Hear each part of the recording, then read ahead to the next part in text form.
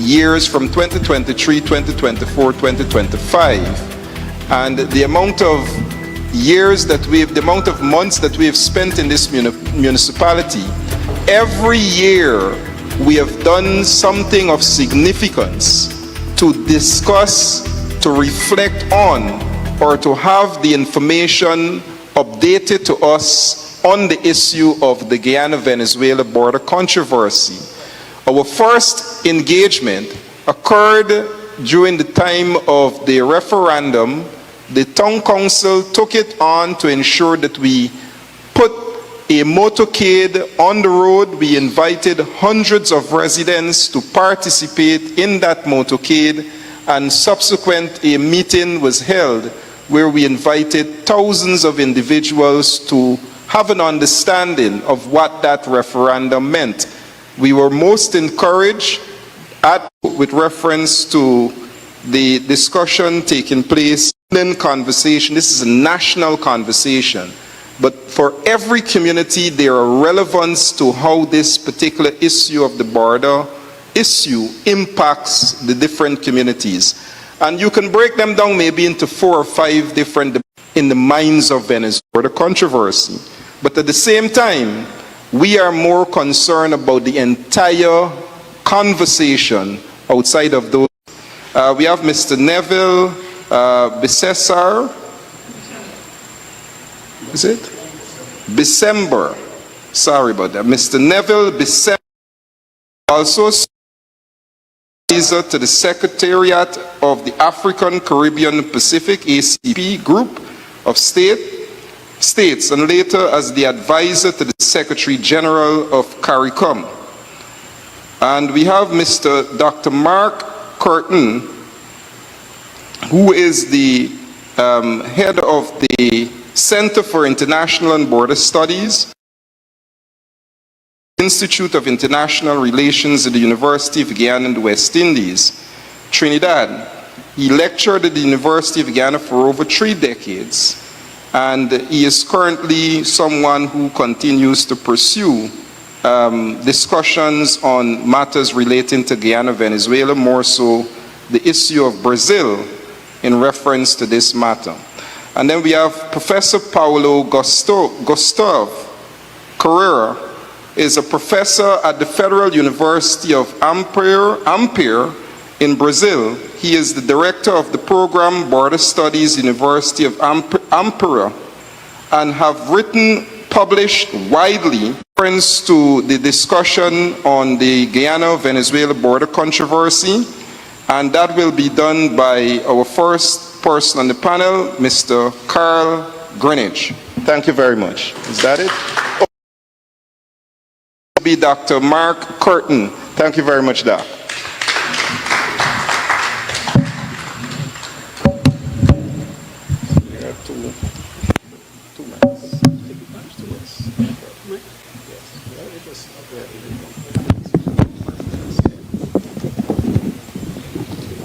Good evening, and thank you very much for being here, ladies and gentlemen, and those who are in person and online. And I would like to thank the Mayor and Town Council of Linden for collaborating with the Center for International and Border Studies to bring this event to you. Basically, as you know, when there's a bully in your neighborhood, I'm sure a community gets together and looks at the issues, analyzes them, and comes up with some policies and ways of dealing with that neighborhood bully. I would like to say that we at the Center for International and Border Studies have started this series of collaborative engagements. We started in Georgetown last week, and we thought it useful to go to all parts of Guyana in effort to sensitize communities on the issues related to the Guyana-Venezuela border controversy. As you know, we witnessed an escalation in the actions by Venezuela, especially over the last couple of months. We saw, first of all, the attack on Guyanese military personnel by armed Venezuelans in February. We saw on the 1st of March the movement of a Venezuelan naval vessel into Guyana's exclusive economic zone in an area actively engaged in petroleum production. Equally as significant, to my mind, was the decision by Venezuela to have an election which is due to take place on what they termed the 24th state of Venezuela, Guyana Essequiba, on the 25th of May, one day before Guyana celebrates its 59th anniversary of its political independence.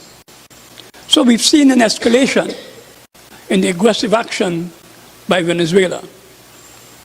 And we thought that in an effort to contribute to this sensitization, this public education, that we should come to Linden. We think that Linden is important, a gateway to Brazil and to South America. And we feel it's also important for you to understand clearly some of the issues that surround the controversy. I've been asked by way of historical context to present some views. I go back to the 1800s when, after a series of disagreements, there was the Treaty of Washington in 1897, and thereafter the 1899 arbitral award by the tribunal, which came up with a full and final settlement of the border, of the boundaries between Guyana and Venezuela. Additionally, after that, in 1905, after the surveys were done, a mixed commission, which Venezuela was a part, and we have to note here that in every stage, Venezuela was part of the exercise. So there was full agreement in 1905, and then in 1931, Brazil, British Guyana, and Venezuela established what is known as the tri-junction area, based on where the Brazil borders met Guyana and Venezuela. And that was agreed by all parties. And even up to today, Brazil has maintained that borders which have been settled juridically are inviolable, that is, they can't be changed. But by 1962, we saw where Venezuela moved to the United Nations and argued for that because of what they termed some collusion. Remember, that's many decades after the 1899 arbitral award. This is 1962. We saw where Venezuela argued that this thing was null and void, this arbitral award, and went to the United Nations. A team was established and given 4 years. And then we saw by 1966, Guyana, sorry, this was on behalf of then British Guyana, on the cusp of our independence. We saw the Geneva Agreement, I think you have a copy each there, which was signed between or among Britain, British Guyana, and Venezuela, giving 4 years to have some form of settlement, after which it would be referred to the United Nations again. So that didn't work. So we've seen where, indeed, there have been negotiations. So when people talk now about going back to negotiate, I don't think that should be on the table at all. So we saw at the end of 1970, or in 1970, we saw with the intervention of the Prime Minister of Trinidad and Tobago, the establishment of a protocol, the Protocol of Port of Spain, which put in cold storage the issue, and attempts were made to ensure that there was some level of movement to ensure that there was some form of end to the controversy. That did not work. And even before then, in 1966, Venezuela occupied Guyana's half of the Ankoko Island, and still do, which was awarded to Guyana as part of the 1899 Arbitral Award. So we saw all types of movements by Venezuela. At the same time, by 1982, Venezuela opted not to renew the Protocol of Port of Spain and to move, in a sense, to continue these aggressive actions against Guyana. So this unwillingness in 1982 left Guyana with no alternative but to seek another effort at settling the controversy. And both parties decided to refer the issue to the Secretary General of the United Nations. We see after that the Secretary General conducting what is known as the Good Offices process from 1990 to 2017, aimed at securing maybe a solution. But after much dialogue, the government of Guyana in 2015 approached the Secretary General to act in accordance with his obligation under the 1966 Geneva Agreement and choose another means of settlement to the controversy, which is stipulated in Article 33 of the United Nations Charter. And Guyana articulated its preference for a judicial settlement at the time, calling for final and binding decision in relation to Venezuela's contention that the 1899 Arbitral Award is null and void.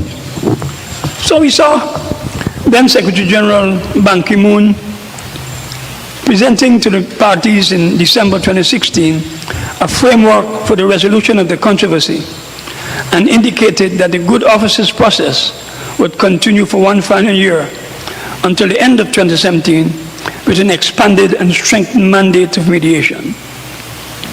So we saw that indeed there were efforts, continued efforts, and the parties, both parties, were notified that in the absence of significant progress made towards reaching a full and final settlement for the solution of the controversy, that the Secretary General would choose the International Court of Justice as the mechanism for a settlement.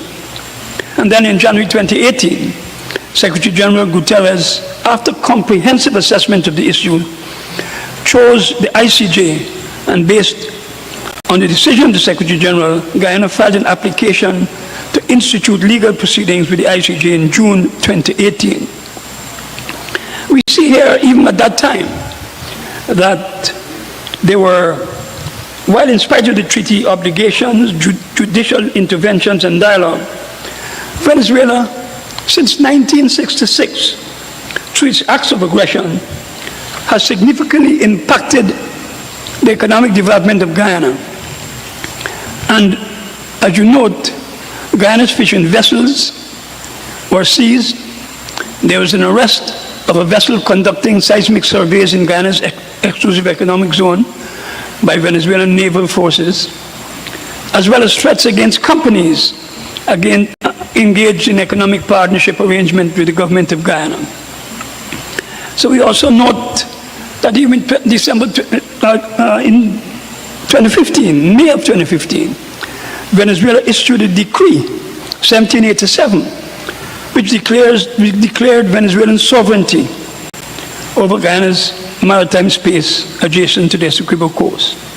And this threatened the sovereignty of several neighboring CARICOM states, including Suriname, Trinidad and Tobago, and Barbados. And while under some pressure this was withdrawn, there was another decree, I think it was 1859, which succeeded it, which merely removed the coordinates related to the maritime zone. So here we see significant pressure, aggression and aggressive acts against Guyana. So as we move to the most recent part and past, I think that those events demand our attention and analysis. As I mentioned, in late February, we saw the armed Venezuelans attacking Guyana Defense Force personnel. On March 1st, as I mentioned again, the Venezuelan naval vessel went into our exclusive economic zone and approached a floating production, storage, and offloading vessel operated by a consortium comprising ExxonMobil Guyana, the Hess Corporation, and the China National Offshore Oil Corporation, in clear violation of the maritime boundaries recognized by international law. Guyana should simultaneously seek to upgrade its military asset base for maritime, aerial, and ground defense. At the same time, I believe they should continuously alert the UN Security Council about the escalating threat levels. Additionally, I believe that given the clear and present danger to the Guyanese citizenry, there should be the establishment of a special unit in Guyana comprising professionals, academics, and other skilled personnel on a full-time basis to be engaged in strategic analysis and policy recommendations, especially in the context of the rapidly changing and increasingly complex regional and global geopolitical environment in which we live.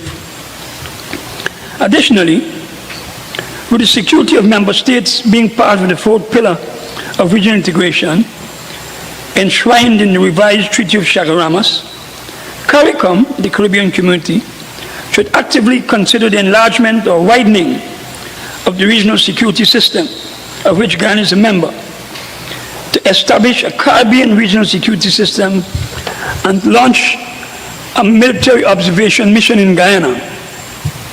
At the same time, given our hemispheric interests, Guyana should look for a joint approach to the United Nations to seek to establish a multinational military mission, a force which can act as a deterrent to possible incursion on Guyanese territory.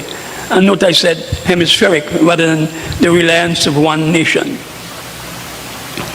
To me, it's not without significance that Guyana's neighbor, Brazil, has gained much experience in the region as a result of its participation in several missions, including the military humanitarian mission in Haiti. Because of our interest, Guyana's interest and participation in several regional organizations, I think that the Association of Caribbean States must also be engaged in the regional effort, especially in the context of the view that the region must continue to be a zone of peace. One must remember that the Association of Caribbean States was founded out of the West Indian Commission in 1995 and talked about the widening and deepening of the integration movement. And those came from the Time for Action, a report which was done by the wise men of the Caribbean. I also believe that the Community of Latin American and Caribbean States, CELAC, in which Guyana participates through its chair, the sitting chair of CARICOM, who is one of the quartet of countries coordinating the 33-member grouping. CELAC must therefore also be integrally involved in the promotion of adherence to the rule of international law and peaceful resolution of controversies through internationally established judicial institutions. Perhaps the most important approach to be done by Guyana is the sustained sensitization of its citizenry in order to avoid misinterpretation, information deficits, and the emergence of speculation. This will ensure that the nation continues to speak with one voice. Thank you. Thank you, Mr. Chairman. We start, of course, by thanking the Center for International Water Studies, and in particular, Dr. Curtin. Thanks to Mayor Solomon and the Council, and to Lychas for hosting us. I think, as Dr. Curtin said, it's very timely and important that we reach out and inform the community, our citizens, on a matter of national importance, such as this. So all credit and the kudos must go to Dr. Curtin and Cibs for this initiative, and thank you for inviting me to participate. Thanks to you all for giving up your Saturday evening to come and be educated and hear about this very important issue. It's a very distinguished panel I find myself on. I'm honored to be in such company among these giants.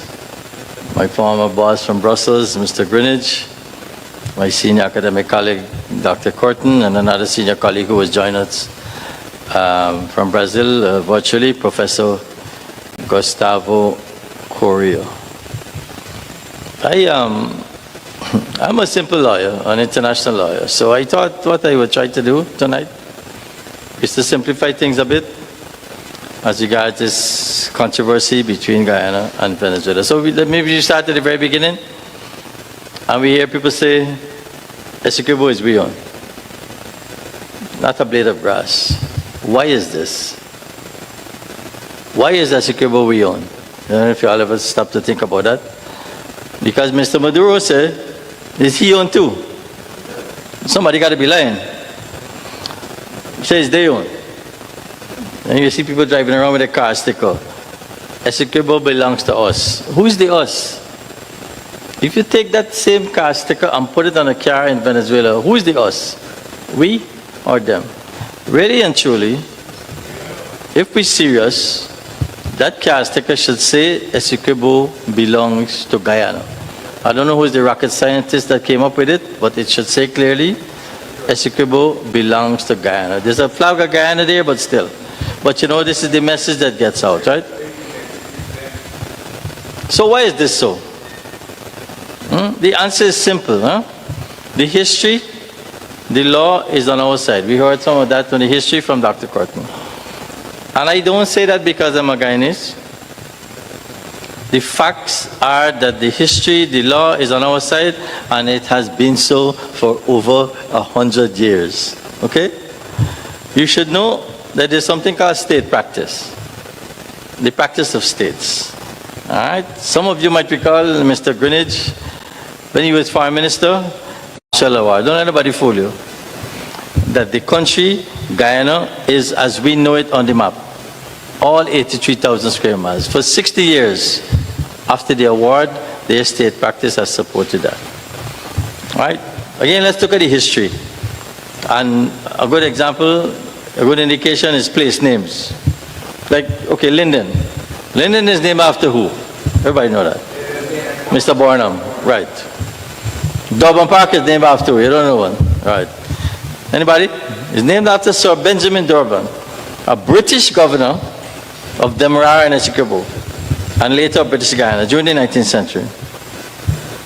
New Amsterdam, that is Dutch. La Pénitence, that is French.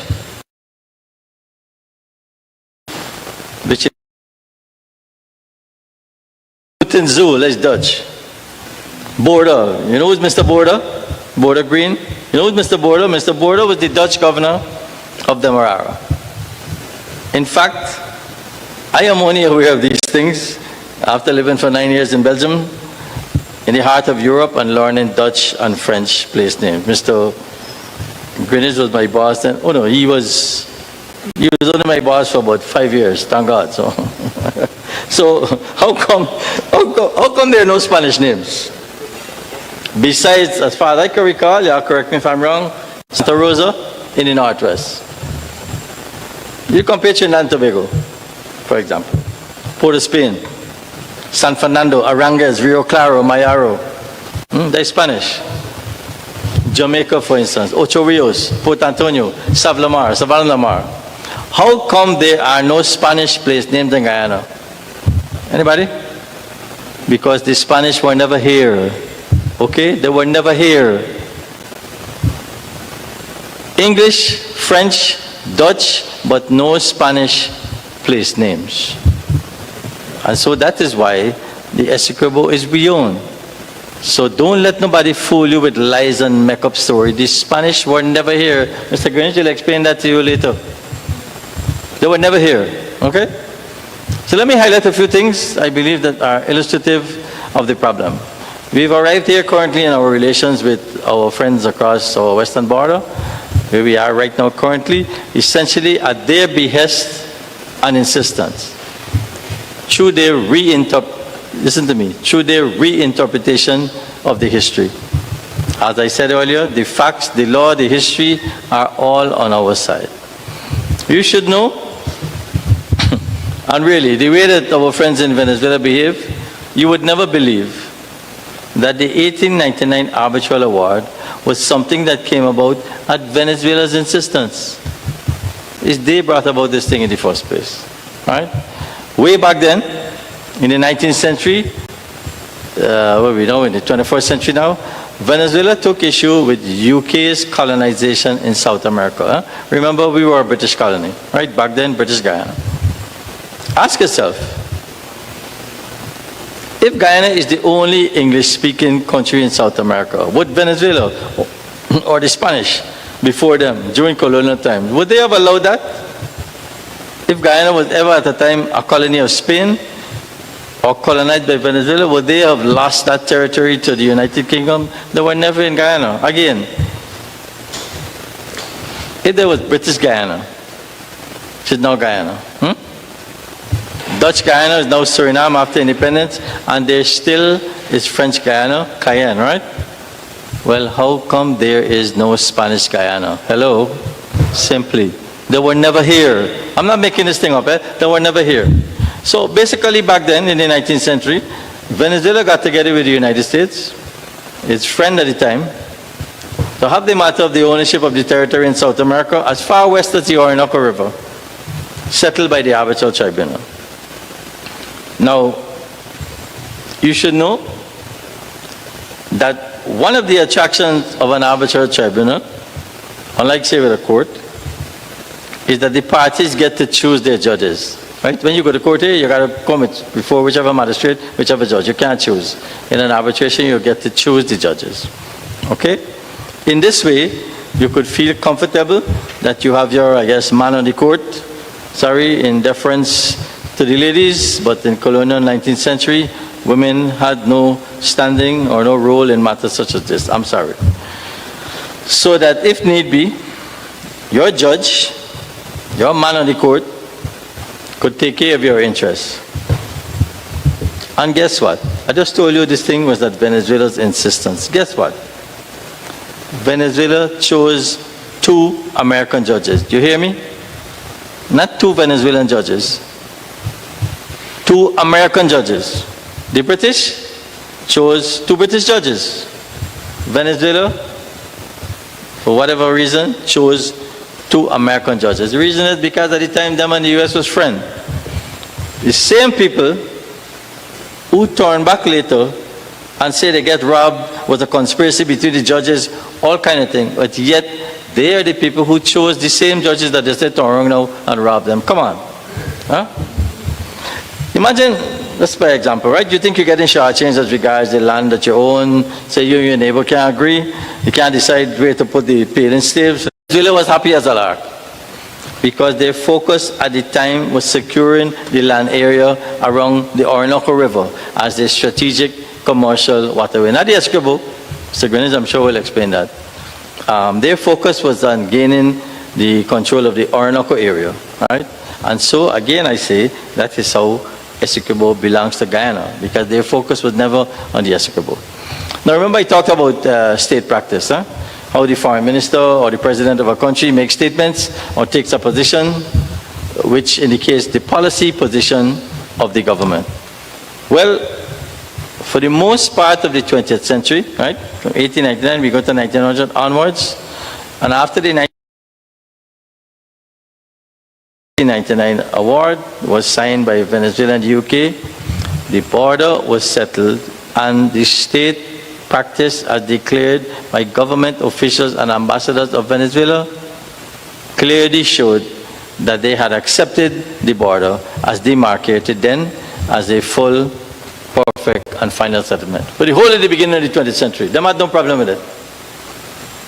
Fast forward now, Guyana opened discussions with the UK about independence, and the Venezuelans, out of the blue, come big and bad and say they're questioning the award and reopening the matter. At the same time, we start discussing our independence.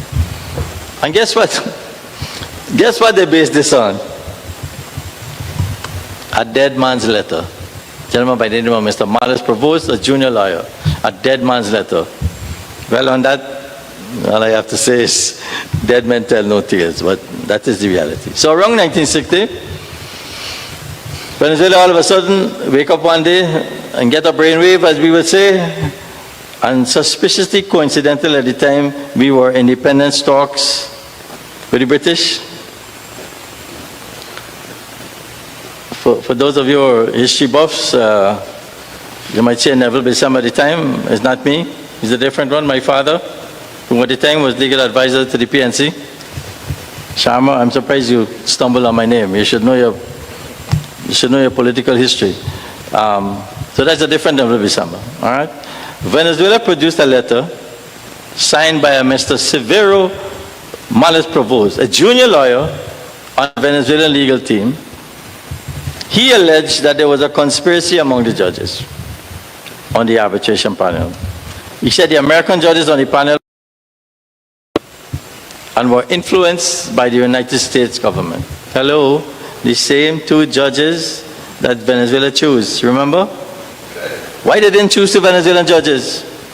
The same two judges they chose in 1987, 60 odd years after, in 1962, after they accept the award, and the 1905 agreement on the award, after their state's practice over the decades was consistent with the award, they ups and get a vaps, as we say in the Caribbean, and fraud, conspiracy, they get robbed, based on a letter released after the gentleman died.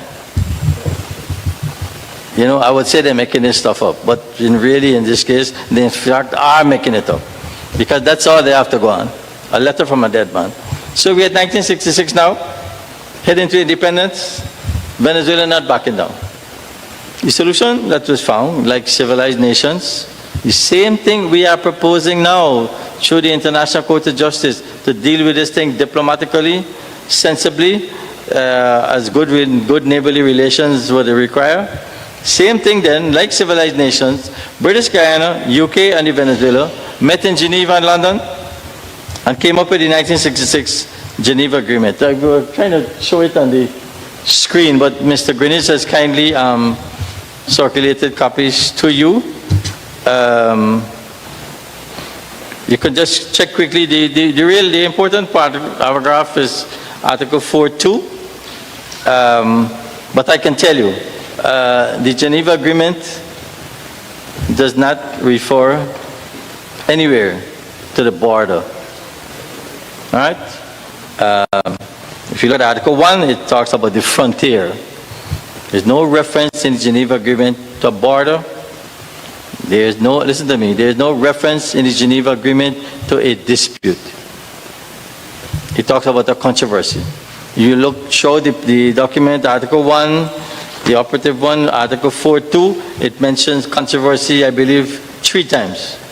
There's no reference, don't let anybody fool you, there's no reference to a dispute. All right?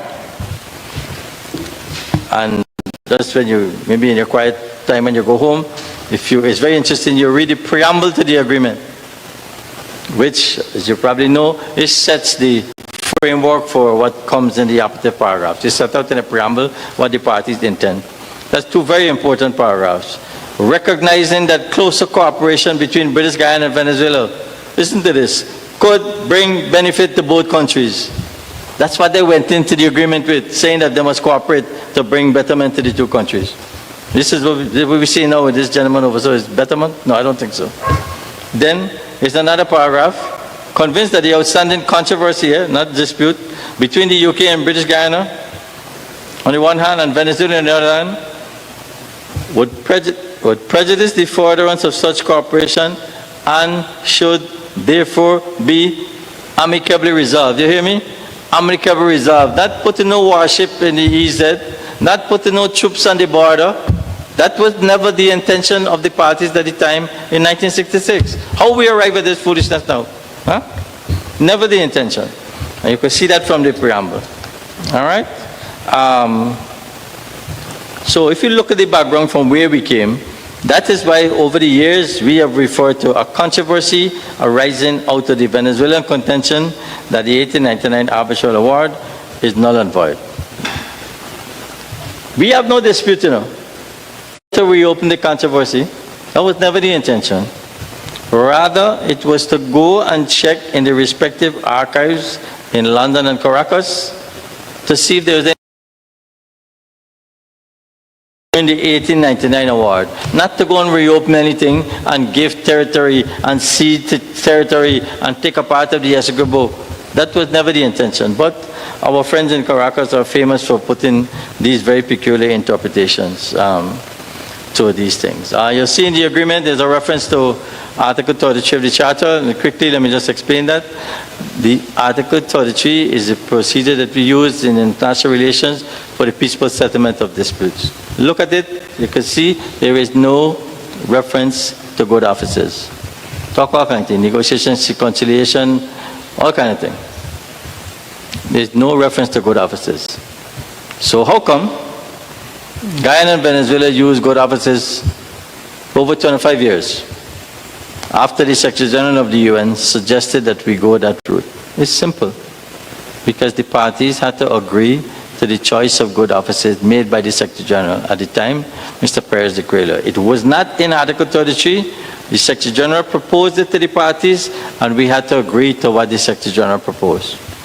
Okay, and yet, Venezuela is now saying they don't accept the jurisdiction of the court because they never consented to the court's jurisdiction, which is based on Article 36(1) of the statute, and that the Secretary General did not have the authority to refer the matter to the ICJ. I mean, come on, if in 1989 the Secretary General at the time proposed that we use good offices and they agreed, why the Secretary General no? Oh, come on, man. That's just common sense. Why you can't do the same? Huh? Thank you.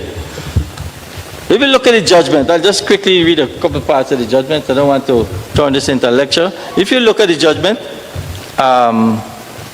for those who are interested, it's on the internet, on the ICJ website. The court, now looking at the documentation in support of the Geneva Agreement, they found a Venezuelan document. It says that the possibility existed that an issue of such vital importance as the determination of the means of dispute settlement would have left the hands of the two parties directly interested, that is us and Guyana, us and Venezuela. Listen to this. To be decided by an international institution chosen by them, or failing that, the Secretary General of the United Nations. Same man that they're fighting down now. This is a Venezuelan document.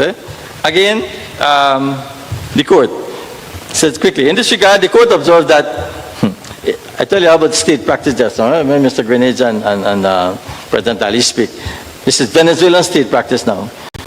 The court observed that in his statement of the 17th of March, 1966, before the National Congress on the occasion of the ratification, just like when Mr. Greenidge talked to the National Parliament, exactly the same thing.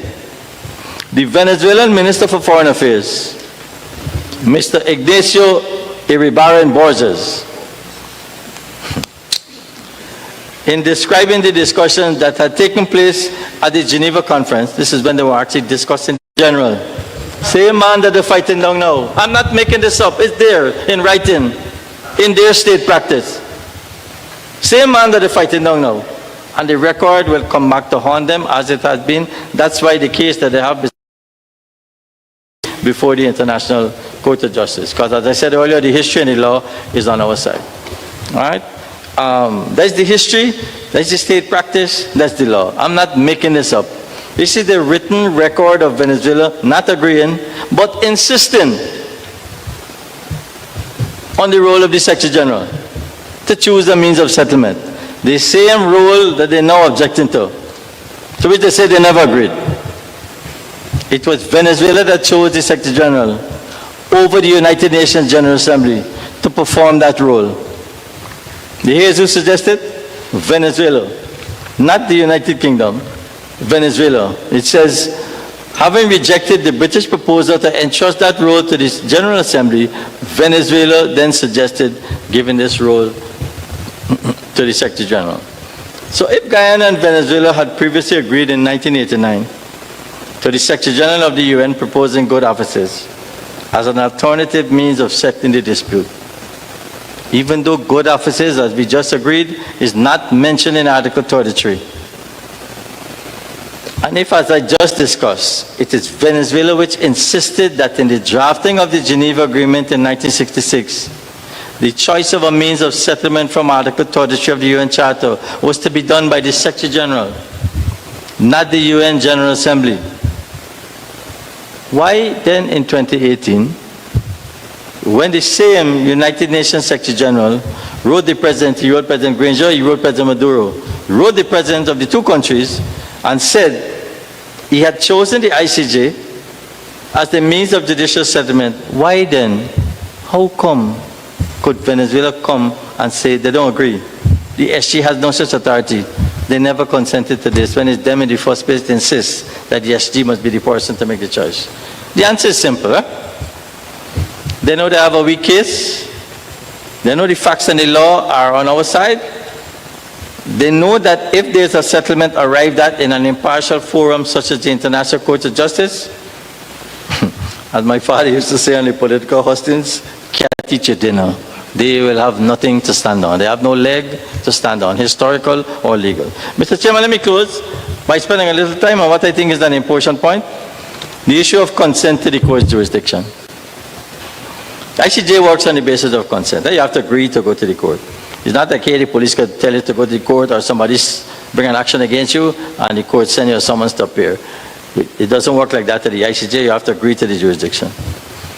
Venezuela said they never agreed to the SG choosing the ICJ. We just dealt with that. And that they say in any event, even if the SG chose the ICJ, they don't consent to the jurisdiction of the case. I don't want to tell you how silly that is. Mr. Greenwich probably will tell you. Because even though they say the court has no jurisdiction, they have been attending court, making, every time Mr. Greenwich run up there to the Hague, they're right there with him. Right there, sit on the lady, what's her name? Delcy Rodriguez, sits there right next to him. Yet they say they don't respect the court and they don't accept the jurisdiction, but they're there. They're attending court, making oral presentations and filing counter memorials even to the argument Guyana had previously submitted. I don't understand that as a lawyer, because if you're going to the court, you've submitted to the jurisdiction. How could you say you don't agree with it? But that's for our friends on the other side of the border. If you look back briefly at Article 4.2 of the Geneva Agreement and to the last sentence, it says, quite briefly, the Secretary General shall choose another of the means stipulated in Article 33 of the Charter, and so on. Listen to this. Until the controversy had been resolved. Hello? Until the controversy had been resolved. That is what they agreed to, that they will use this procedure to resolve the controversy. Right? So, in doing that, this is what the court said. The court notes that, according to the wording of Article 4.2 of the Geneva Agreement, the parties conferred on the Secretary General the authority to choose among the means of dispute settlement. We just discussed that. Until the controversy has been resolved. It observed that Article 33 of the Charter includes, on the one hand, political and diplomatic means, and on the other, adjudicatory means such as arbitration, judicial settlement.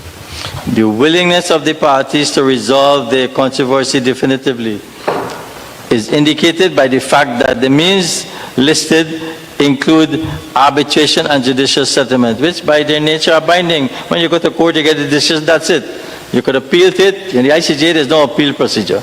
It's a final court, right? Like the TCJ. The phrase "and so on until the controversy had been resolved" also suggests that the parties conferred on the Secretary General the authority to choose the most appropriate means for definitive resolution of the controversy. Court considers the Secretary General's choice of a means that leads to the resolution of the controversy fulfills his responsibility under Article 4. Same responsibility that our friends in 1966 insisted that the Secretary General must perform, that now they're backsliding and said they never agreed to it. Right? And then finally, just on that point, and the court's, of course, judgment now is authoritative on this matter. The court recalls that Venezuela had argued that the Geneva Agreement is not sufficient in itself to found the jurisdiction of the court,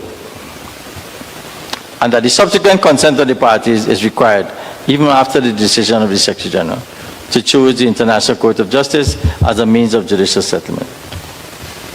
However, the decision taken by the Secretary General in accordance with the authority conferred upon him under Article 4 would not be effective if it were subject to the further consent of the parties for the implementation. You give the man the authority. You tell him you could choose. When the man chooses, you want to second guess the man? How? That kid can't work, then we going wrong in circles all the time. You have to give the gentleman the latitude to choose the means as you yourself insisted in 1966. Moreover, an interpretation of Article 4 that would subject the implementation of the decision of the Secretary General to further consent by the parties would be contrary to this provision and to the object and purpose of the Geneva Agreement, which is to ensure a definitive resolution of the controversy, since it would give either party the power to delay indefinitely the resolution of the controversy by withholding such consent. It's like a veto. The man choose X. You vex, you don't want X, you fold your hand. You can't go forward. The object of the agreement was to settle the controversy. You decide he must choose. The man choose. And you what? Just get up your face and say you don't agree with that? How? You can't second guess the Secretary General. Otherwise we would get nowhere. My dear friends and colleague, for the invitation to talk about a bit about the impact of the escalating crisis between Venezuela and Guyana, and trying to look at the perspectives of Brazilian roles on this dispute. You know? Well, first, I will talk to discuss the impact of the escalating crisis between Venezuela and Guyana. I have to talk a bit about the relationship between Brazil and Venezuela. Over the past 2 decades, Brazil's relationship with Venezuela undergone a significant transformation, shaped by political shifts and regional changes. From the strategic partner under Lula I and Lula II, that 2003 it started, and Hugo Chavez, the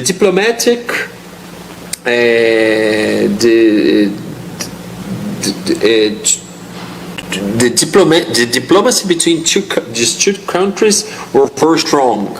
So seeing that phase up to the Bolsonaro's phase, the last president, where we had the diplomatic rupture, with Maduro's administration, and now we have the cautions and rearrangement under Lula's return, what we call Lula III. These changing dynamics have had different implications in South America stability. Let me explore the key factors driving diplomatic tensions, Brazil's strategic concern, particularly regarding to Essequibo crisis, and the broader impact of Venezuelan migration in South America. Additionally, I will outline Brazil's diplomatic approach and discuss and discuss possible scenarios, three scenarios for the future. Well,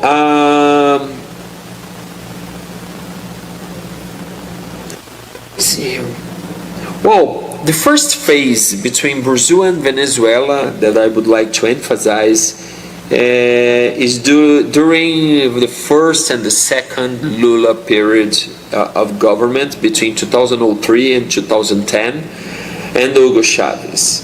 Brazil and Venezuela strengthened ties through a strategic partnership based on political affinity between these two leaders and the goals of fostering South American integration.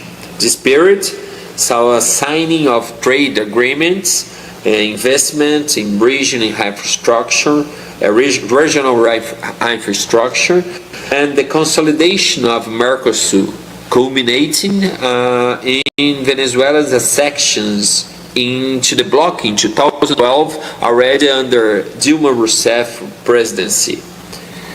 The second phase that I would like to stress to you is during the administration of Jair Bolsonaro and Nicolás Maduro. That was marked by a diplomatic rupture. The opposite what we had on the first phase, the Bolsonaro supporters, that Brazil wouldn't become a Venezuela. Well, the third phase began with Lula return to the presidency in 2023, marked by initial attempt to re-engage Venezuela into the South America integration and relationship. Brazil resumed dialogue with Maduro and reintegrated Venezuela into the regional forums. However, two recent developments strained relation once again. First one is Maduro referendum on an Essequibo, the main point of our discussions that you are doing right now. And the second one would be, it is the Venezuelans 2024 presidential elections. Well, in December 2020, hold a referendum on the annexation of the Essequibo region, currently under Guyanese control, raising international concern. Brazil firmly opposed any military escalation, emphasizing the need for peaceful resolution. Additionally, in Venezuela's 2024 presidential elections faced scrutiny from international organizations. Lula, while cautious, made critical remarks regarding the Venezuela's government authoritarian tendency. This stance led to the withdrawal of the Venezuelan ambassador from Brazil and further strained diplomatic relations. A further sign of deterioration of Brazil's this relationship between Brazil and Venezuela is the decision of Brazil to veto Venezuela's entry into the BRICS group. While Maduro sought to expand his influence in international forums, Brazil, historically positioned as a mediator, opted to block Venezuela's participation, reinforcing the diplomatic distance between these two countries. What could we say about Brazil's concern over the Essequibo crisis? Brazil has strategic reasons to be concerned about the escalating dispute between Venezuela and Guyana. Beyond the risk of regional destabilization, the crisis threatens President Lula's vision of a rebuilding South America as an integrated geopolitical bloc. A military conflict could deepen existing and hinder regional cooperation's effort. Another major concern is the potential for uncontrolled surge in migration. Venezuela's economic and political crisis has already forced millions to seek refuge in the neighboring countries, including Brazil. A worsening of this situation could place additional strain on Roraima, the state just bordering Guyana and Venezuela. And we see that in numbers. Brazil received over almost 200,000 people last year. Half of it is Venezuelans. And when we talk about South America, we can see that in Colombia, for example, there is over 1 million Venezuelans. In Chile, almost 300. In Peru, almost 500, just to give some numbers, to give an idea, the explosion of this migration. Well, let's see a little bit of a scenario, a possible scenario, if the crisis between Venezuela and Guyana escalates. I have drawn some scenarios to have a look. Well, the first scenario would be Brazil and that's possible. The magic action rhetoric. This approach lives deeper into the iceberg benefit. That outside of the three presenters that we've had so far, with the historical background of the controversy, the mechanics of the legal approach and approaches that are being taken, and that very important role that Brazil plays and continues to play in this crisis, are what we've gotten so far from our three presenters. So now let me take this time to introduce our fourth presenter. I give the credentials of those presenters earlier, so I know Mr. Greenidge is no stranger in terms of the portfolios he held, from the Minister of Finance to Minister of Foreign Affairs, and currently advisor on the border matter. I'll now welcome Mr. Carl Greenidge to the mic. Thank you very much, sir. Can we give him a round of applause? Thanks.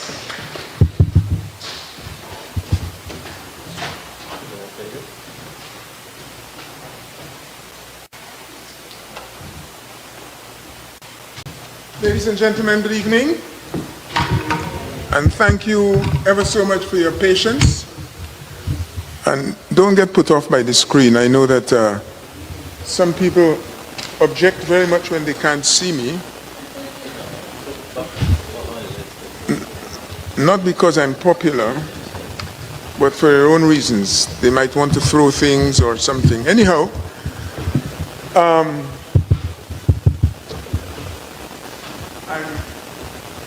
very pleased to be, many thanks. I'm very pleased to be offered the opportunity to speak to you again this evening. You know I have some weaknesses. I don't admit to many of these. One of them is liking to come to Linden and to speak to Lindeners. So by inviting me, you're indulging me. I'm not doing you any favors. And tonight, I want to say, since we've chatted before on this particular matter, and you may have even heard me speaking on another occasion last week or the week before on the same matter, and I don't like to just repeat the same exercise each time I speak. So what I'll try and do tonight is to highlight some aspects of the presentations made by my colleagues. Some of the things they spoke on, I don't need to speak on again. Some of the things they spoke on, I want to cast some light from a different angle. And some of the other things,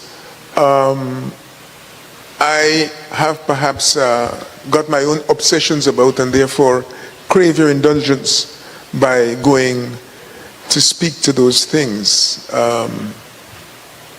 But in order to keep this presentation manageable, I will keep close to this computer on which I have some slides. I don't think that they've plugged me in. So whilst I ramble a little bit, that plugging in can take place. I'm starting off by wanting to say to you, speak to you about the importance of the Essequibo. Before we go anyplace else, you've heard the history, we can elaborate that, but I don't want to say more about that tonight. Essequibo, why Essequibo? What is its importance to Guyanese? I have a suspicion that many of our colleagues, I don't mean at the table, in Guyana, who are very supportive of this case, are often not able to tell us why is Essequibo important. Yes, it has all the minerals, everybody knows that. It also has some of our most able people. Some of our most outstanding national celebrities have come from Essequibo. Let me name them for you. You may remember that the second or the first prime minister we had, Tolmer Reid, come from somewhere in that place. Well, listen, do you want me to speak or you want to take over the floor? Yes. Dr. Reid, Mr. Clarence Ellis, does that name mean anything to you? Dr. Mohammed Shahabuddin, these names mean things to you? There is also a man who I've always taken to be a Berbishan. Now, can I find his name? Because he knocked around New Amsterdam for many years, and I see the British have him as perhaps the greatest living artist in Britain, by the name of, you here come from New Amsterdam? I don't like when Linden people tell me they don't come from New Amsterdam. We know all of them come from Berbice. In fact, well, maybe those who don't come from Berbice come from Essequibo.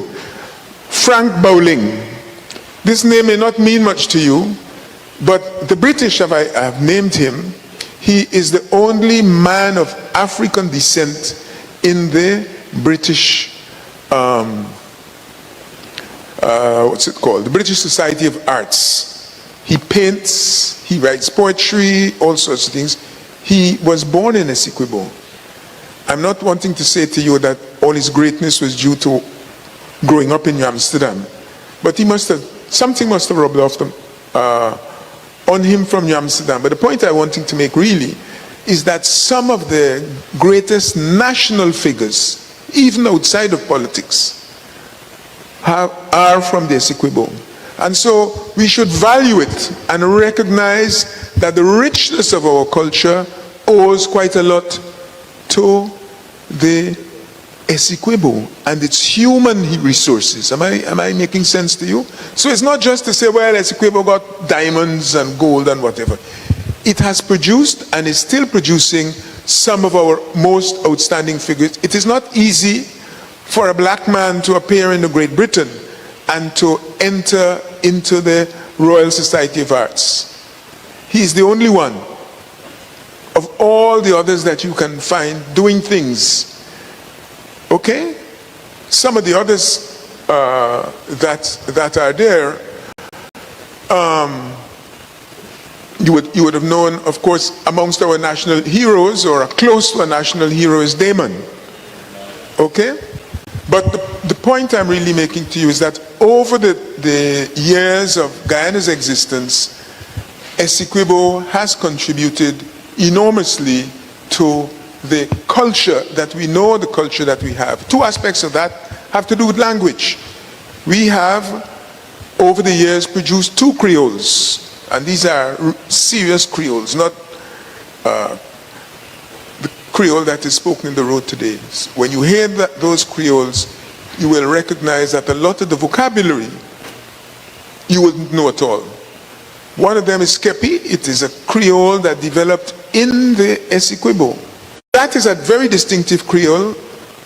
There is one associated with Berbice and Kanji, but the one that I'm telling you about reflects the influence of the Dutch in a way that you can't find any Venezuelan influence. In other words, what I'm saying is that when the Venezuelans went to the court, the ICJ, last year, they explained two things, and both explanations were fabrication. Wealth, its income levels, its GDP, actually they used, was attributable to the gifts that Venezuela had made to Guyana by way of the oil agreement under Petro-Caribe. Completely untrue. And the other point they were making had to do with a culture in Guyana where in the 19th century and the 18th centuries you will find most people speaking Spanish. Again, completely false. It's also like a comment that President Maduro was making last week, telling them that Essequibo was won by the Venezuelans through the blood and sweat and bullets of Simon Bolivar. Well, in fact, Bolivar never wandered this way at all. He never came within Guyana's borders. And so that is one of these falsehoods that Venezuela routinely peddles to the rest of the world about their influence and their presence here. That is completely untrue.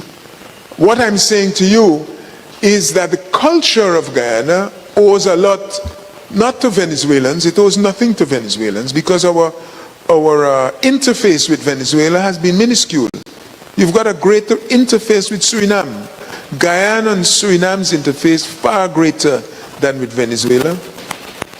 Okay? It is even greater with Barbados. Okay? Which you should know. Even from names. Barbados never occupied Guyana by sending soldiers here.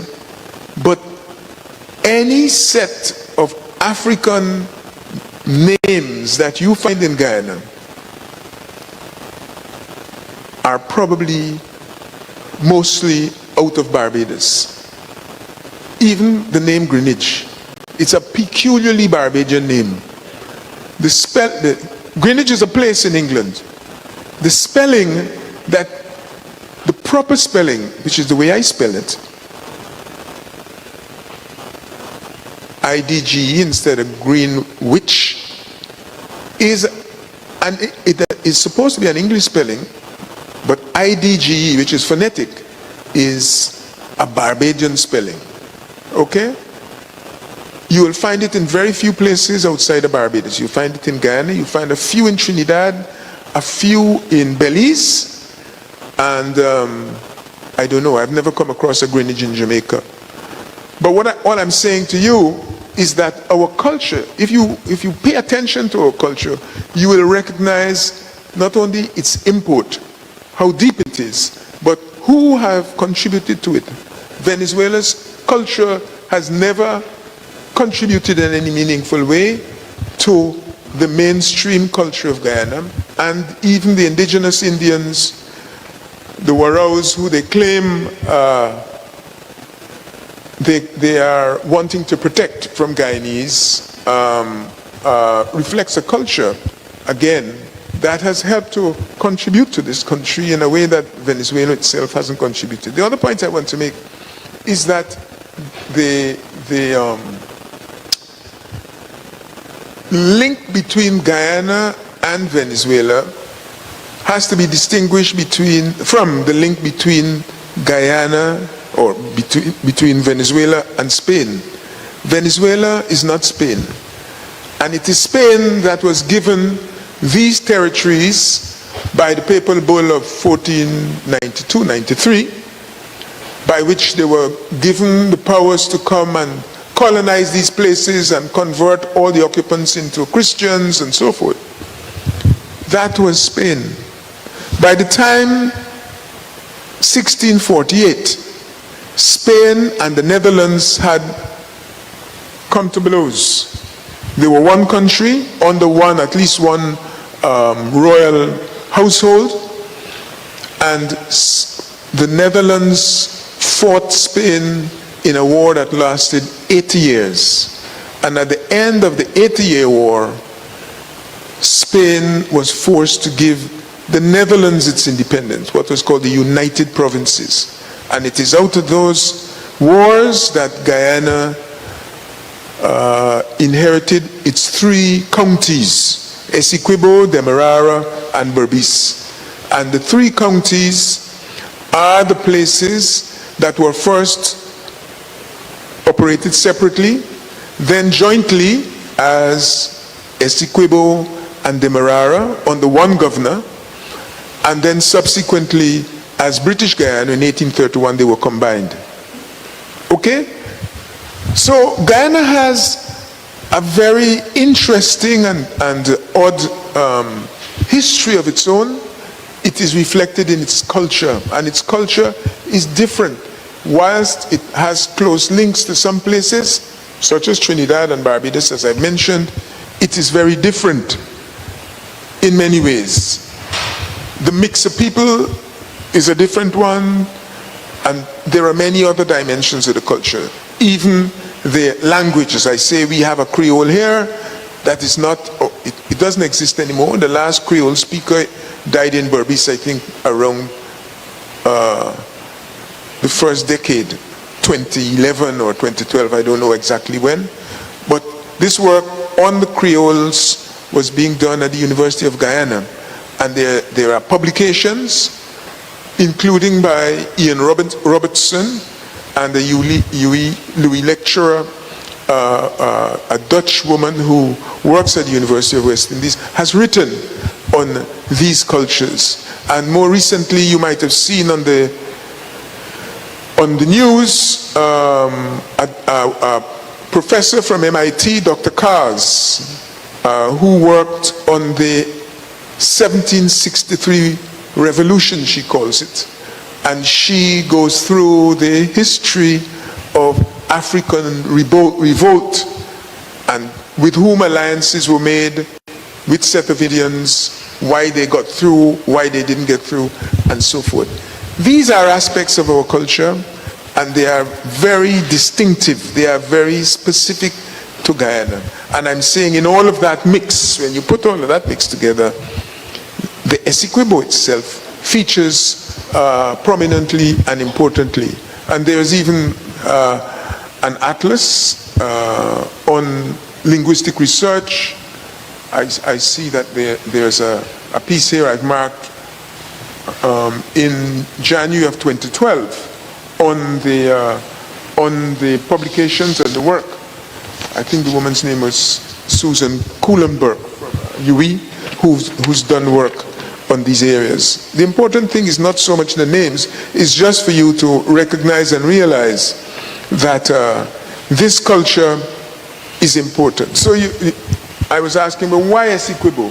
Well, this is why. The river itself even is physically important. The Essequibo River drains more than half of the land space of Guyana.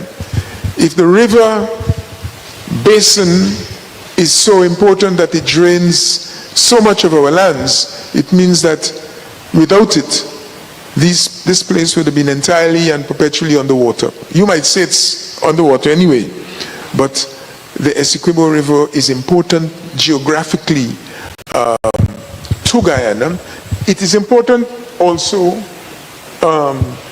because it allows you to travel. I'm looking behind me because I was wondering whether I have the map. The map that I'm going to show you in a minute is a map of Guyana, and that is the map that Venezuela and you still have your pointer? Venezuela and Britain agreed on. You can't see all the details, but I want to show you one thing about the map. Thank you. This is the Atlantic, okay? This side. Can you see enough of that? That's the Atlantic. You have the Guyana coast here, running from down here, the Quarantine, up along until you get to the Essequibo. And the important thing is if you are able to see clearly, you will recognize that the Essequibo River, you know, all these other rivers of Guyana, you probably can't see that well enough. The point is the river runs north-south, okay? And if you want to get to these places, of course the northwest of Guyana, it's up here, Ettering-Bang, Pointe-Pla is up here, you have to travel down the Essequibo and take its tributaries, Mazaruni, Pomeroon, and then the Rupununi River down here, if you are to explore these areas. This area of Guyana is only accessible by virtue of the Essequibo River, which runs the length of Guyana. And the Essequibo River, at its northernmost point, is just a few miles from, you see, saying British Guyana, a few miles from the border with Brazil, and also the New River Triangle, where Guyana and Suriname meet. What I'm trying to say to you is that the river is important geographically because of its carriage of water for irrigation and transport.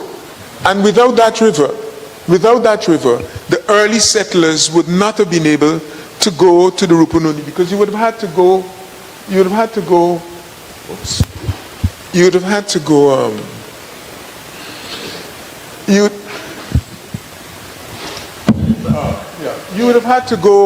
around the top here. That's the extreme northwest from Venezuela and Colombia. And you know, even today, in order to get access into these rivers, whether it's the Maruca or it is Mabaruma and so forth, they come around. You can't easily go overland across this way due to the rivers, and perhaps not the rivers, due to the forests. And that's what I'm saying to you. The river is important. And the other point I'm going to make, which is linked to this, I'm jumping a little bit. When the British and the Venezuelans went to the International Court of Justice to argue for this territory being theirs, the Venezuelan case focused almost exclusively on the Orinoco River, which is up here. The Orinoco River is a far larger river than Essequibo, many times larger than Essequibo. It is one of the world's largest rivers in terms of the volume of water it moves. Second to the Amazon and the River Zaire in terms of the volume of water. But in terms of the area that it covers and the area of its drains, it is a number one. We talk about the Essequibo as being a massive river. Well, it's massive relative to Berbice and Kanchi. But relative to the world's major rivers, it is not there at all. At its mouth, it's very wide, but the reason why Venezuela was so obsessed with the Orinoco is its importance to draining, irrigation, and access into Venezuela itself. And that was a fact. Throughout the 1899 award, that is what they were arguing for. On top of that, at the northernmost point of the river, you have an estuary, right? And the estuary here meets with one of the most important trading routes in the world. Today you have, beyond Trinidad, going up this way, you have the Panama Canal. You'd have heard of the Panama Canal, everybody's heard of it. It's like the Suez Canal. Most, as a canal, it is responsible, I've forgotten the proportion now, for a very significant portion of world trade. So if you happen to be a country that has control of a trade route like that, you're not going to want to wake up a morning and find that Britain or even Little Guyana has taken it over. And this was one of the reasons why they're so obsessed in not having Britain control the mouth and the estuary of the Orinoco. Am I making sense? So the river itself is important. I'm not saying, and I don't want to get beaten up by any inhabitants of Essequibo, Dartmouth, or any other place. I'm not saying that the Essequibo River isn't important. I'm saying the Essequibo River, what is it? 800 and something miles long. There are rivers that are over 3,000 miles long. So when you compare it to others, in terms of length, it's relatively minor. And in any case, all of our rivers suffer from one illness. If you travel 2 miles up them, you're going to run into rapids. You have to take the boat, put it on your shoulder, carry it around on the land, and then put it at the top of the rapids. Those of you that would have been singing the various songs about family and so forth, if you understand what you're singing, it is about the challenges posed by the river and the rivers. You can't just travel on the Orinoco. You can carry some of the warships. You see Venezuela parading.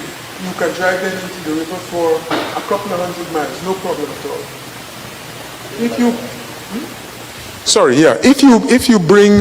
If you bring any of those, even Transport and Harbors Department vessels into Berbice River, Kanji, or Demerara, it doesn't take you very long, and if you're not watching carefully, to run into rocks. That's the difference. So that tells you a little bit about the import of this physical phenomenon to Guyana. The other thing I want to mention is, Mr. December mentioned to you a little bit about not a little bit, a lot, and I gave you the Geneva Agreement. The Geneva Agreement, as I explained, is important because everything Venezuela says it has rights, every right that it claims it has to Guyana, it tells you you'll find it in Geneva Agreement. And as pointed out, nobody's asked me for the $1 million, so I don't have to go to Mr. Trump's mate to get the $1 million for you, because there is no mention whatsoever actually of the Essequibo River, the Essequibo region in the agreement, nor is there any mention of the transfer of land to or from Venezuela in that agreement, nor is there any commitment of either country to give up territory to the other. It's not in there. But it is important for you to, because it's short, keep it close by, and whenever you hear Mr. Maduro and Madam Delcy Rodriguez speak about it, you're going to hear them making reference to it. You look and see just how much of it, of what they say, is untrue. Come on, let's give Mr. Greenidge a round of applause. Thank you very much, Mr. Greenidge. So this evening, for those who, I am so excited, you would not believe of the content that was delivered this evening. And I think the history, every time we have one of the presenters give their perspectives, it is most important. And we got from Comrade Greenidge the opportunity to hear the very importance of the Essequibo as a region, the Essequibo as agreements by Venezuela. But I think what was clearly pointed out is that there is no ideology that restricts the ICJ from acting in a fair and unbiased manner. And though some of us may hold our reservations to that, I think important would be the track record of the ICJ to disapprove the fact that there is no ideology that stands out against another in terms of nation and states prospering. The other thing about that is it comes to the bilateral, because ICJ and these other areas represent a more multilateral arrangement of where we can place our trust. And as was said before, in terms of where we want to, and this was coming from Dr. Curtin, a more hemispheric approach towards having this matter be looked at rather than a more bilateral. And what Mr. Greenwich pointed out was, even though we have our American friends, and of recently we saw just what that friendship means, and in the signing of some of the agreements, whether those were security, trade, or also issues of oil and gas, it becomes important as to what are some of the things that we subscribe to in those agreements, which brings us more closely to a bilateral defense rather than a more multilateral defense of these institutions, ICJ, UN, and whatever. So even though we are comfortable to appreciate what we are seeing with movements on the geopolitical level or the political influence of our partners, it is still important for us to be very cognizant of what does this mean for Guyana. We see what the ICJ ruling and what is taking place in the Middle East. We see what the ICJ ruling, what is taking place in Africa. We see the ICJ ruling and what is taking place in even Russia and with the Russian president. But we don't see the effectiveness of the ICJ in terms of ensuring it is a deterrent to mighty states who believe that they can go outside of those rules. And let us not forget, the international order is made up of different approach, whether it's realism, liberalism, and for some of these states, they have no respect, as they believe the only important element is state in the international order. So thanks again for the presentations that were given by our four presenters. It was most important and impressive that we could have had the opportunity to have a very important topic. I cannot emphasize the ability to digest this conversation is what makes it a challenge in itself that brings about the sort of interest that you see, whether good, bad, people have the time, the patience, and it is because of that amount of information to consume and the importance of its consumption that many times we lose people in translation of just what we're asking for their attention. So for you who are here, I want to thank you for your time, your commitment. For those who have been paying attention via the social media platform, thank you for your time and your commitment. For the presenters, our panelists, let me say thank you to Dr. Curtin, most important, who coming from the Center of International Studies and himself a presenter, demonstrated just where we want to see patriots, Guyanese, continue to play a very important part of imparting knowledge, but at the same time, showing that consideration for fellow Guyanese so that we can all be brought up to date on this most important issue. And for Mr. Neville December, I want to take the opportunity to say thanks for that legal perspective of giving us an opportunity to see just what grounds we stand on in terms of our defense of this matter.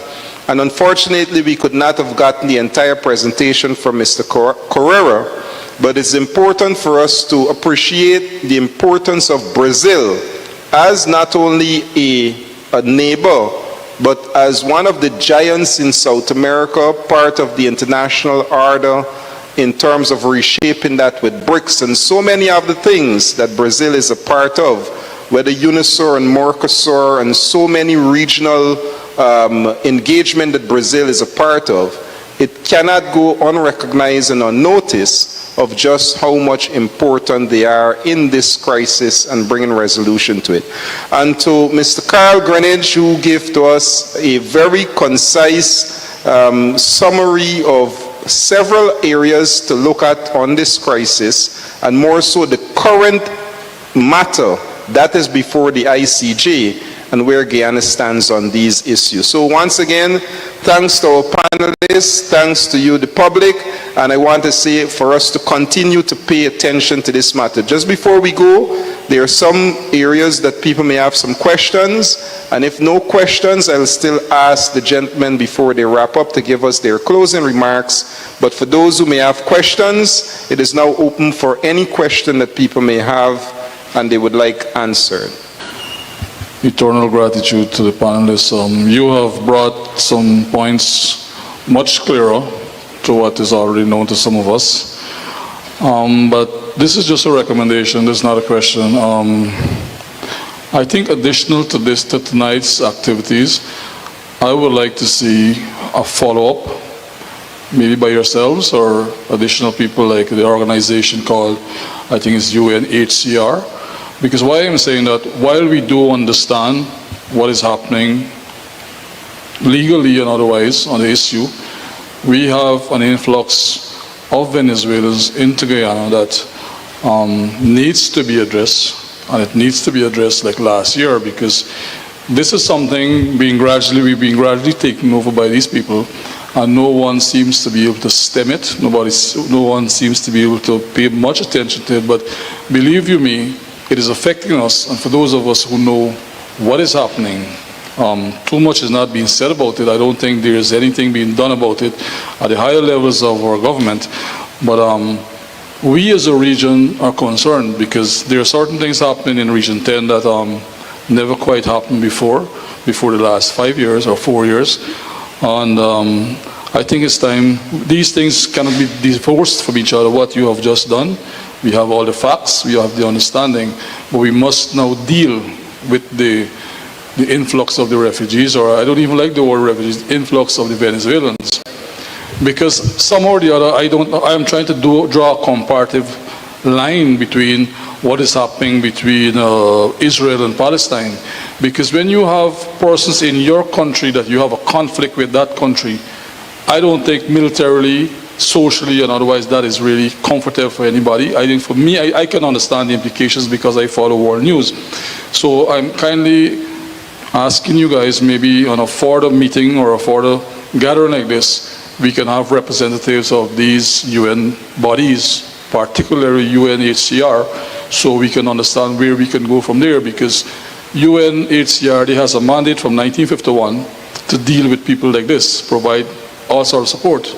Our government, our country has never been in this position where we have to provide support for this influx of people. So we need that kind of, at least, advice and help in the direction. Thank you. All right, thanks very much, Mr. Hackett. And just before we close, let me just say to Mr. Hackett and Mrs. Gibson that this is the third intervention of the Town Council, the 5th Council, to bring some awareness and enlightenment on this very important matter.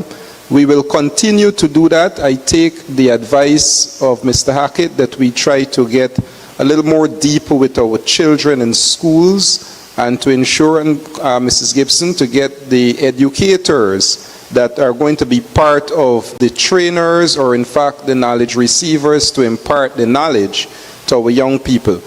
Every Venezuelan, and I listened to the presentation of Mr. Maduro and Ms. Rodriguez, and for those who know who the last name represents, it, as I said before, was the only and the first principle of moving forward after years, whether it was with Guaido, that the opposition and the government came together. It was on the principle that the Essequibo was non-negotiable in the eyes of the leadership of Venezuela, whether it's government or opposition. So that's very, very important for us to also see how we can get our young people to want to know and to see more of what is happening with this crisis. This council will continue to give that assurance that wherever possible, we will make the intervention, not only for ourselves, but for the wider Linden. As we just mentioned, our issue of migration in the town was overlooked. Early in the year, we were told there is no migrants, as last year, until the council made the intervention and we made the sort of observation, working with groups. We even worked as closely with the IOM, the International Organization for Migration, until the funding was cut recently with the new U.S. policy, with Trump cutting U.S. aid and cutting funding for IOM. However, as Mr. Hackett said, we are still prepared to work with the UNHCR and many other agencies that will help us to do a very fundamental thing, which is tracking of the migrants in the community, which we have several hundred so far, and we want to know exactly who are some of these people that are coming to the town of Linden. Very concerning. Only recently the town council had need to issue cease and desist orders at the Five Corner, because we're now seeing open red light districts, which we have never seen before in our community. So there are many things that are of impressions and impact coming from the relationship of not only the border controversy, but our relationship in general with our Venezuelan neighbors, and how we as Guyanese, more so Lindeners, are prepared to deal with that. So once again, thanks to the panelists, thanks for the information imparted, thanks for you, the audience, both present and online, and I want to say thanks so that we can continue to engage, educate, and impart proper knowledge on this matter. May you have a blessed rest of the evening. God Almighty richly bless you. Thanks, everyone. Before I go, just before I go, rudely of me, the panelists, do you want to say, close with anything? Anything? Yes?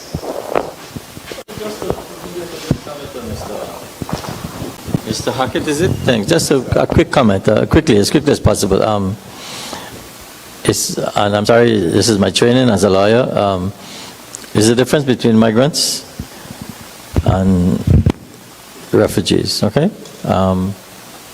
Most of the Venezuelans coming across the border are economic migrants. If they're refugees, they would be fleeing political persecution. And the whole principle about that convention you mentioned, if you look at it carefully, is something called, it's French, non-refoulement, no return. You can't send back a refugee from the place from where he came, because if you send him back, you can get jail, lock up, torture, and so on.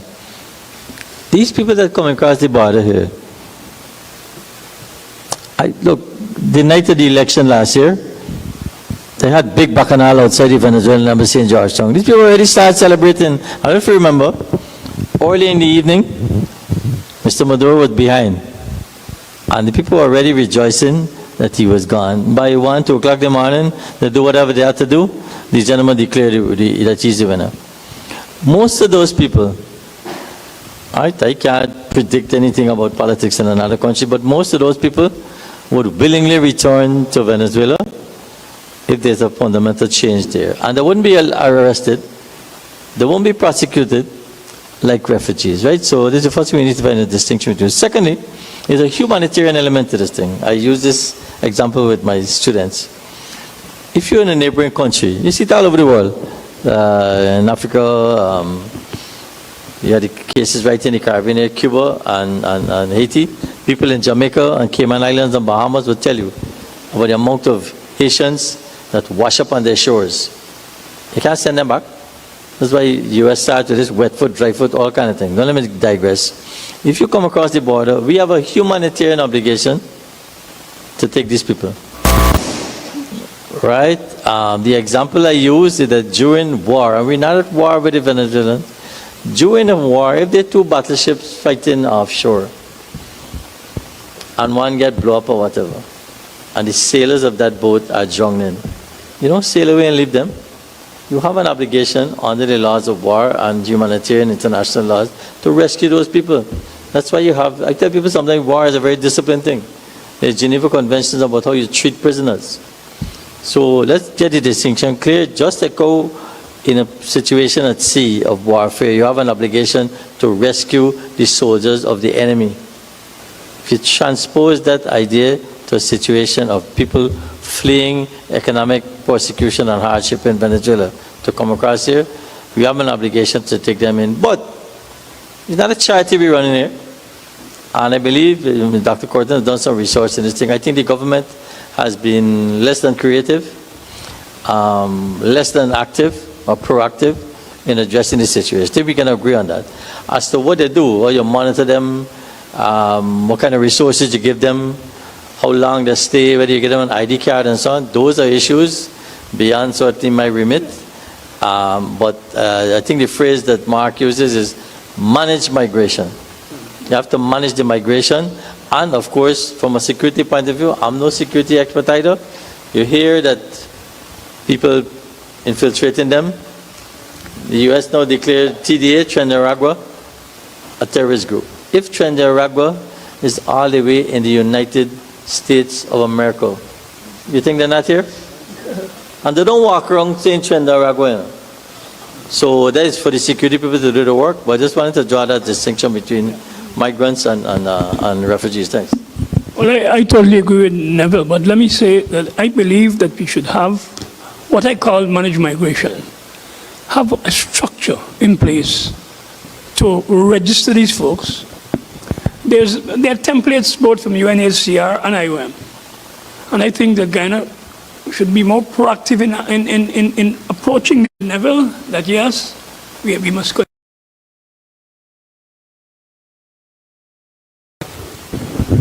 All right, good. So as we close, managed migration. Thank you very much, Doc. You know, we are not unaware of the issue of migration. Only a few weeks ago, the Minister of Home Affairs, and it was good to hear it from him, there is no assumption from the men at the table that we do have sleepers that came in with those migrants. He said that. He said that. Quite a few sleepers. This is exact words. Quite a few sleepers came in. We've identified some. Obviously, they've not identified everyone. And the issue of migrants in our community becomes an issue when we are, as the two dilemmas posed to us, as an international student, as a student of international relations, we have an obligation to ensure we treat with people who are fleeing, as Doc said. But how do we determine that when our own nation is confused as to the classification as to who these people are? One. But as a town council, we are stretched for resources, and we've asked government to ensure they help the council to improve its institutional strengthening the capacity building to deal with the stretched and limited resources that are being competed for. And some of those, whether they're land or whether they're people husbands, you know, scarce resources, yes, you best believe a lot of broken homes and things are taking place because of this sort of migration. We know that, quite frankly. So those things are becoming very evident, even as I spoke just now about the importance of looking at this matter from all perspectives. Thank you very much.